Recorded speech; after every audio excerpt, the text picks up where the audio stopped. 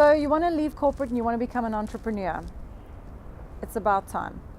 So I'm sharing with you a couple of things that I've learned in my journey towards becoming an entrepreneur. It's taken me a good long 20 years to finally work up the courage to leave corporate and start my own company. I've been doing it now for 6 years.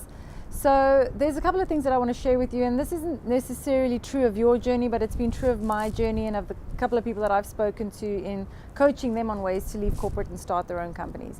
So firstly, I have to ask you, where are you in your life? Because there's a certain period of my life that was just built around experience and getting experience and figuring myself out and learning a whole lot of stuff. So for me, you can't rush your purpose. Like, everybody's on about what is your big why, what is your purpose, what is your passion.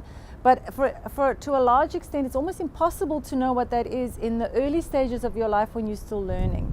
So once you've figured out, once you've learned stuff and you've acquired some critical skills, like I had to go and learn how to be a marketing manager, I had to learn how to be an entrepreneur, I had to learn how to manage customers, I had to learn how to manage conflict, I had to learn how to manage stress, I had to learn how to project manage, and so many other skills, and learn how to manage myself, and learn how to manage teams.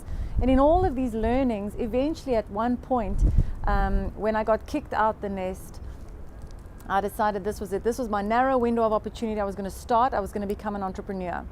So there's no rushing it. There's no rushing it. You got to take the time to figure out your path. Then one day, everything will just click together in this holy synergy, when everything that you've learned, your personality, your purpose, your passions, everything just comes together.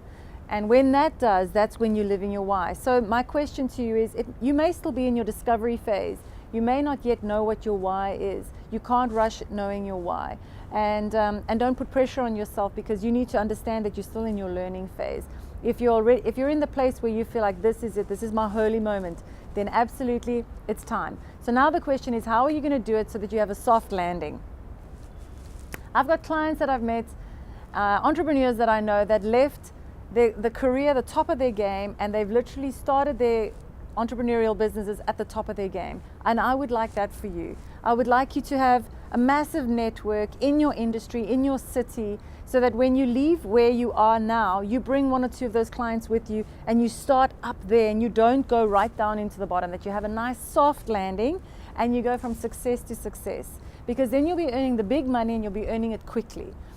Now, if you are like me, when I started my company here in Cape Town, even though I'd worked here for 6 years, I knew nobody locally, and I literally had to start at the bottom, because I needed to build up contacts. I needed to get to know people on the ground floor. Also, I needed to build up some confidence in myself and that I could do this. I had to build up a team. I had to figure out how to do things. So I did what I call the hard landing, and I started right down at the bottom in the muck, and I had to wallow with a couple of pigs. Because working with very small startups and entrepreneurs, I worked very hard for very little money, and it nearly broke me the first time somebody didn't want to pay me for my hard labor, and I wanted to throw the towel in. So being an entrepreneur is definitely not going to be the easiest thing you've ever done. It's going to be the hardest thing, and I've got another article that's coming right at you in terms of facing your giants. Because when you leave slavery and you get out there heading into the promised land, the first thing you encounter are giants, and you're going to grow up and you're going to grow a lot, and it's got to happen quickly. The other way you can do things is what I've been encouraging a couple of my the people that I'm working with, is to do it in parallel. So what you do is, you don't leave corporate. You kind of got one foot on the one side and one foot on the other side, and you start something in parallel. Maybe there's some people you can consult with. Maybe you can do some coaching on the side. Maybe there's something that you can do without getting in trouble here at your corporate company. Because a lot of my clients can't actually leave and start their own thing until they've got a salary that's kind of where they're at the moment. They've got expenses. So this in parallel thing also gives you the opportunity to test. You can test a whole bunch of things and see what works. And also hopefully you go into a bit of a softer landing than if you start big bang, which is kind of not what you want to do. It's the risky thing to do.